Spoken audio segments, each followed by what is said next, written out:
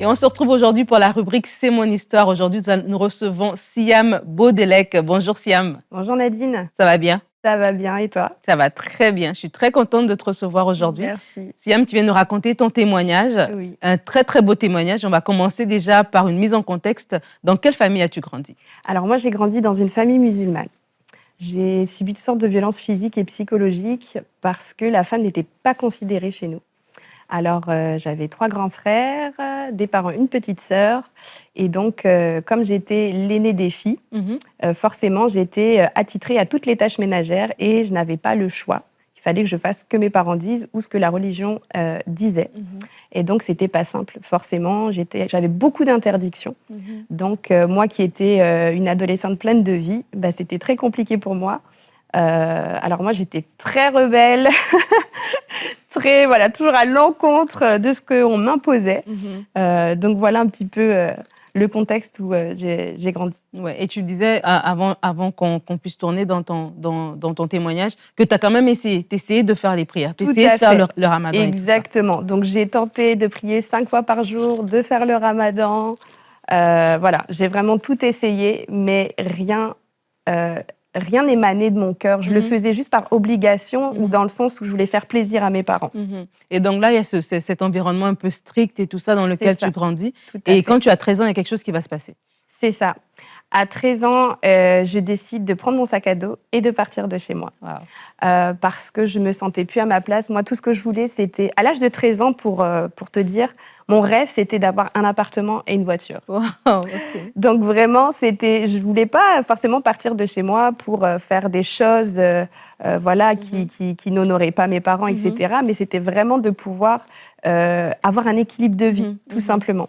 Et je ne l'avais pas. Je me sentais en insécurité constante, j'avais très peur aussi, puisque le contexte de la religion aussi, c'est on nous impose, et donc si on le fait pas, soit on est frappé, soit on est battu ou autre. Et donc c'est vrai que moi j'avais très peur de mes frères, j'avais très peur de mes parents, de déshonorer la famille, etc. Mais je suis venue à un moment donné, à l'âge de 13 ans, de faire un bilan en me disant qu'est-ce que je veux faire? Est-ce que je veux vivre ma vie librement?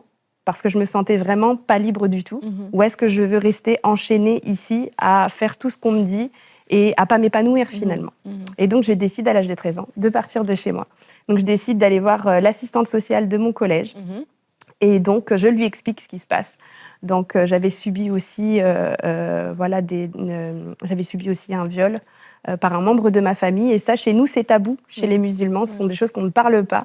Et donc, quand j'ai évoqué tout ce qui s'est passé à l'assistance sociale, elle a voulu m'aider.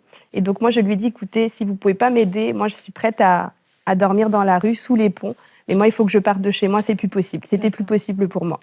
Donc, elle me dit, écoute, je vais essayer de demander au procureur pour que tu sois un cas d'extrême urgence. Et si tu n'es pas considéré comme un cas d'extrême urgence, alors tu retourneras chez toi avec une enquête policière. Et puis moi, c'était surtout pas ça, parce que je savais ce qui m'attendait par la suite. Donc, ça a été très difficile. Donc, au final, l'assistance sociale a essayé 2 fois, puisque la première fois, le procureur n'a pas considéré que j'étais un cas d'extrême urgence. Et la seconde fois, j'ai dû rentrer chez moi. C'était durant une journée de collège où j'ai dû rentrer chez moi, faire comme si de rien n'était, pour revenir ensuite l'après-midi. Pour pouvoir tester une deuxième fois, demander une deuxième fois au procureur si c'était possible de me mettre en foyer. À la vue de ma détresse, elle a retenté du coup l'assistante sociale et donc du coup j'ai été considérée comme un cas d'extrême urgence et donc là je suis partie de mon collège pour rejoindre en fait un foyer. Et c'était quand même assez spécial la façon dont tu as quitté ton collège. Oui, ça a été très spécial. Alors la journée a été très longue, ça a été je crois l'une des journées les plus longues de ma vie. Je suis arrivée le matin, je suis allée voir l'assistante sociale m'a dit tu vas en classe comme si de rien n'était. Dès qu'un surveillant vient te voir, ça veut dire que c'est le moment, puis la brigade des mineurs, ce qu'on appelle la brigade des mineurs chez nous, vient te chercher et du coup on te retire de chez toi. Donc la première matinée, elle m'annonce que le procureur n'a pas décidé que c'était un cas d'extrême urgence. Donc elle me dit, tu rentres chez toi, tu fais comme si de rien n'était, tu manges avec tes parents, tu fais comme si de rien n'était, puis après ça, tu repars. Alors moi, à l'âge de 13 ans, repartir chez moi, voir mon père. Et puis, comme par hasard, ce jour-là, j'avais jamais vu mon père aussi bienveillant envers moi. Et ce jour-là, alors chez nous, on ne se demande pas pardon avec les mots, on se demande pardon avec des actes. Et ce jour-là, il m'avait acheté une montre et il m'avait dit, voilà, je t'ai acheté une montre, je savais que tu voulais une montre. Donc c'était une manière pour lui, en fait, de me dire, bah voilà, je m'excuse de ce qui se passe en ce moment. Et puis là, moi, mon cœur balance, je me dis, j'y vais pas. Et je me dis, non, il faut que je prenne mon courage à deux mains, sinon je ne vais jamais y arriver. Et donc, je repars au collège. Et là, il y a mon père qui est venu me déposer donc, en voiture. Et je savais que si je me retournais pour lui dire au revoir, je ne partirais pas. Donc, j'ai décidé de regarder droit devant moi. Et je me suis dit, non, Siam, il faut que tu y ailles. Donc, je suis partie. Et là, l'assistante sociale a redemandé une deuxième fois au procureur. Et donc là, j'ai été considérée comme un cas d'extrême urgence. Et donc là, c'est parti vraiment... je ne savais pas du tout comment ça allait se passer, mais là, ça s'est très, très mal passé puisque il y a eu des bagarres. Alors, mon collège est principalement situé au cœur d'un quartier. Donc, tous les copains de mes frères, tous les copains de mon père sont venus. Et donc là, ils se sont bagarrés avec le proviseur, la prof de français. Ouais, ça a été quelque chose. Voilà, là, quelque chose de... été mis en foyer. Et comment ça se passe? Après ça, voilà, j'ai été mis en foyer. Et là, la première nuit, ça a été très difficile parce que je me suis sentie très seule. Parce qu'à l'âge de 13 ans, on a quand même besoin de ses parents. Oui. Et j'avais vraiment un manque d'amour qui était présent, une grosse carence affective. Je me sentais tellement seule, c'était physique. Vraiment, je le sentais physiquement. Et donc, j'ai fait de foyer en foyer, de famille d'accueil en famille d'accueil. Alors là, les foyers, c'est pas super joli. À mon époque, en tout cas, on n'avait que 4 € d'argent de poche. Donc, à l'époque, je fumais. Les 4 €, ce n'était pas suffisant pour s'acheter aussi des nécessaires au niveau toilettes et autres. Et c'était un peu la loi de la jungle. Ouais. Donc, il fallait toujours protéger ses affaires, il fallait faire attention à qui on parlait, etc. etc. Donc, je me suis beaucoup retrouvée seule et je me suis sentie vraiment seule au monde. Ouais. Et donc, en faisant de foyer en foyer, de famille d'accueil en famille d'accueil, un jour, je me suis dit, une Siam de plus ou une Siam de moins, ça change quoi dans ce monde ? Parce que pour moi, je n'avais pas trouvé l'équilibre de vie. Je n'avais pas trouvé l'équilibre dont j'avais besoin et l'amour, puisque après ça, j'ai voulu combler cette carence par d'autres choses, par les garçons, les vols, la drogue. Et donc, tranquillement, je sombrais. Une descente aux enfers, en fait. C'est ça. Et donc, je suis vraiment descendue au plus bas. Et là, je me suis adressée, en fait, à Dieu directement. Et j'étais sur la terrasse, en fait, du foyer. Je lui ai dit, voilà, si tu existes vraiment, je ne sais pas s'il faut être chrétienne, musulmane, juive, peu m'importe. Mais si tu existes vraiment, trouve une famille d'accueil pour moi, ou sinon, moi, je vais faire le travail que tu dois faire depuis longtemps. Et j'étais prête à me jeter du haut d'un pont. Wow. Et je m'étais dit, si tu existes vraiment, il faut vraiment que tu fasses ça pour moi. Et sans le savoir, je me suis adressée à Dieu un dimanche. Et le lundi, il y a un éducateur qui me dit, Siam, on a trouvé une famille pour toi. Donc le lendemain. D'accord. Et là, par contre, j'ai eu très peur. Okay. Parce que je me suis dit, chez nous, chez les musulmans, Dieu ne parle pas. Oui. On fait plein de bonnes actions pour avoir ce qu'on appelle des hasanettes là-haut dans le ciel. On fait vraiment des bonnes actions pour avoir une place au paradis. Et donc là, je me suis dit, waouh, Dieu parle.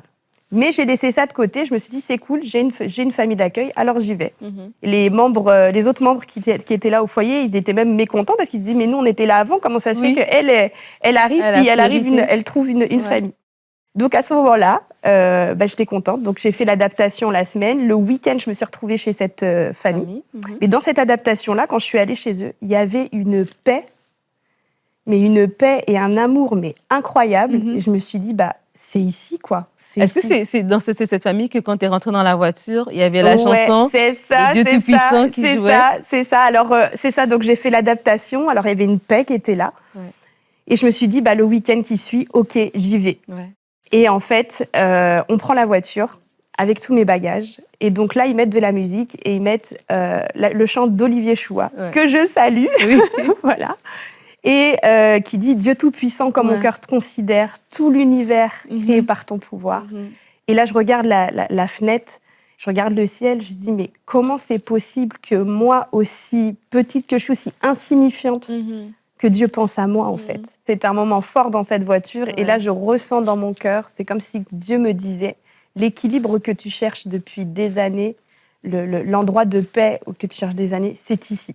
Et je ressens vraiment ça dans mon cœur. Et donc, au fur et à mesure que jour après jour, dans cette famille, j'aperçois qu'il y a l'amour qui règne, qu'il y a la paix qui règne. Et à table, avant de manger, Elle m'explique qu'il prie avant de manger. Alors, ça a été quelque chose de vraiment très inconfortable pour moi parce que elle a prié, donc ils ont prié à table. Merci mon Dieu, le Père, le Fils, le Saint-Esprit. Et donc là, je me suis dit, il y a combien de dieux là-dedans? C'est pas possible. Et donc, du coup, ça a été vraiment au début, voilà, ça m'a choquée, mais j'ai respecté pour la simple et bonne raison que cette femme qui a décidé de m'accueillir a décidé de faire à manger et pour moi et pour les autres enfants parce qu'elle savait que moi, je mangeais en fait halal. Donc, elle a décidé, elle me dit, moi, ça me dérange pas. Je respecte ta religion, mais je te demande juste de respecter que nous, on prie à table avant de manger. Alors, quand elle a prié, là, ça a été waouh. Et là, j'ai eu très peur parce que je me suis dit, mais c'est pas possible que tu me demandes, Dieu, de suivre et d'être chrétienne. C'était pas possible pour moi. Et donc, jour après jour, je vais donc la voir un jour et je lui dis, écoute, je voudrais avoir une Bible. Et donc là, elle, super enthousiaste, je lui demande la Bible le matin, le soir même, je l'avais. Et donc, j'ai commencé à lire, tout simplement, à lire. Et je me suis dit, je vais peut-être recommencer et pouvoir essayer de parler à Dieu. Et donc, j'ai recommencé à parler à Dieu, sauf que je me suis vraiment prise pour une folle en me disant que je parlais vraiment à un mur. Ça n'avait pas de sens pour moi, parce que Dieu ne parle pas, Dieu ne parle pas aux hommes pour moi. Et en fait, je me suis aperçue que Dieu parlait. Et donc, en priant, je me suis dit, ah non, je suis folle, laisse tomber, Siam, là, ça va pas du tout, tu vas pas bien, faut que tu ailles voir un psychologue, là, ça va pas trop. Puis il y a une petite voix dans mon cœur qui me dit, Siam, va dans le psaume 143. Donc, je vais dans le psaume 143 et c'était tout ce que je venais de dire à Dieu, c'était dans le psaume 143. Et là, je me suis dit, ok, là, Dieu me parle. J'avais très peur, j'avoue, mais je me suis dit, Dieu me parle. Et je me suis dit, je vais en parler à ma famille d'accueil. Et donc, j'en parle à ma famille d'accueil. Et là, elle explose de rire. Donc, je vais la voir, je lui dis surtout, va pas voir les psychologues, va pas voir les psychiatres, je vais très bien, je voudrais juste annoncer que Dieu me parle. Et là, elle se met à exploser de rire, et là, elle me dit, Dieu t'aime, on prie pour toi, Dieu veut le meilleur pour toi, etc., etc. Et donc, elle m'explique un petit peu tout ça. Et puis là, je la regarde, je dis, écoutez, je veux aller dans votre église, je veux vraiment aller dans votre église. Et puis moi, j'étais mineure, donc il fallait que je demande l'autorisation à mon éducateur.